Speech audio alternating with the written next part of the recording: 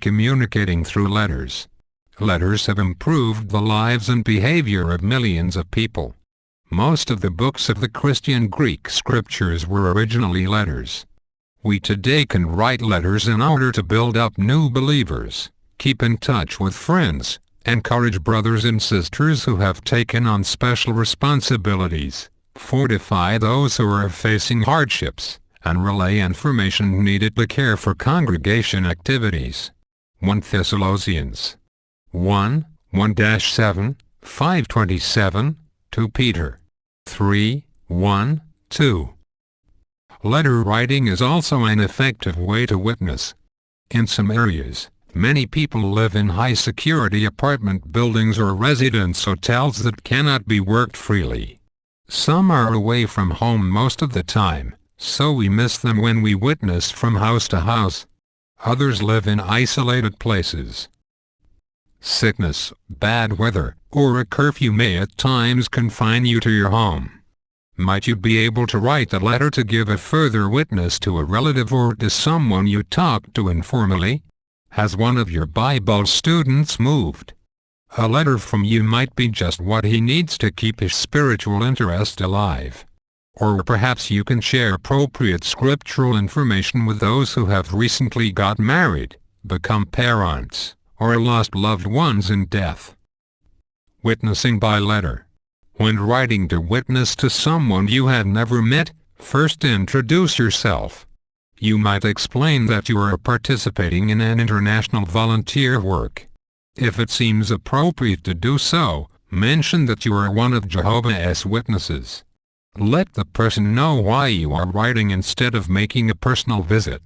Write as if you were talking to the person face to face. Still, in line with the direction to prove yourselves cautious as serpents and yet innocent as doves, give serious thought to how much information you should divulge about yourself. Matthew 10:16. Include in the letter what you would have said to the person if you could have visited him. You might adapt an introduction from the Reasoning book or use a scriptural presentation from a recent issue of Our Kingdom Ministry. You could pose a question and encourage the person to think about it. Some publishers simply explain that we have a free program for answering Bible questions and then cite some of the chapter titles from one of our study aids. A sample letter written to give a witness appears on page 73. It may give you some ideas, but it is good to vary the content. Otherwise, people may, in time, get the same letter repeatedly. Some people are reluctant to read a long letter from a stranger. So it may be the course of wisdom to keep your letter brief. Bring your letter to a close before the recipient might tire of reading it. It would be appropriate to enclose a printed invitation to meetings at the Kingdom Hall. You could include a tract, a brochure, or an issue of the Watchtower or Awake, and explain that these can be provided on a regular basis if desired. Or you could ask if a visit may be made to the recipient's home to speak with him further on the subject discussed. A word about form. Take a look now at the sample letter. Notice the following. 1. It looks tidy, not cluttered. 2. Even if the envelope gets misplaced, the recipient will still have the sender's name and postal address. 3. The purpose of the letter is stated simply and directly in the first paragraph. 4. Each main thought is dealt with in a separate paragraph. 5. In view of its purpose, the letter is neither too casual nor too formal. In a more formal letter, such as one that the congregation secretary might send to the branch office, the name of the congregation would be included, along with the secretary's own name, his postal address, and the date. The name and address of the person or organization to whom the letter is being sent would also appear.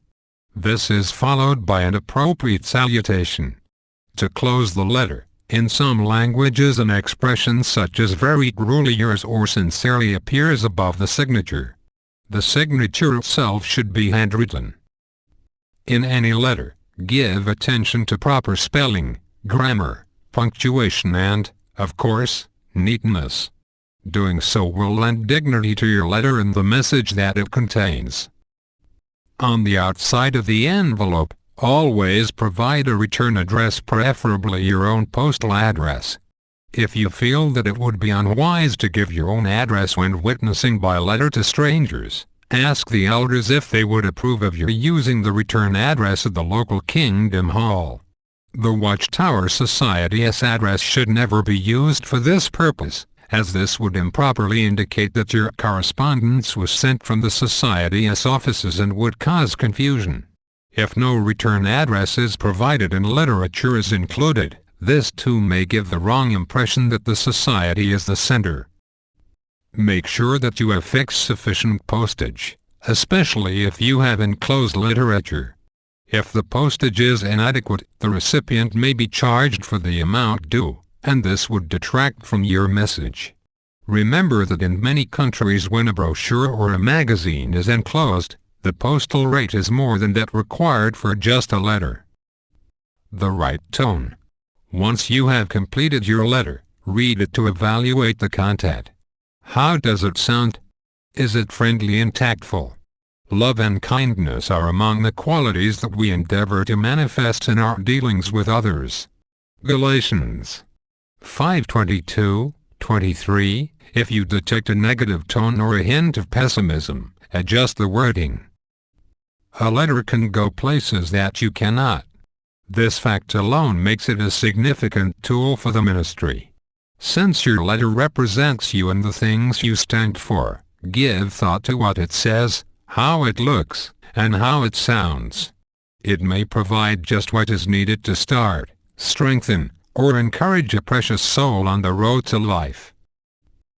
Box on page 73, Phyllis Jonadab, 124 Kingdom Way, Paradise, New York 12563.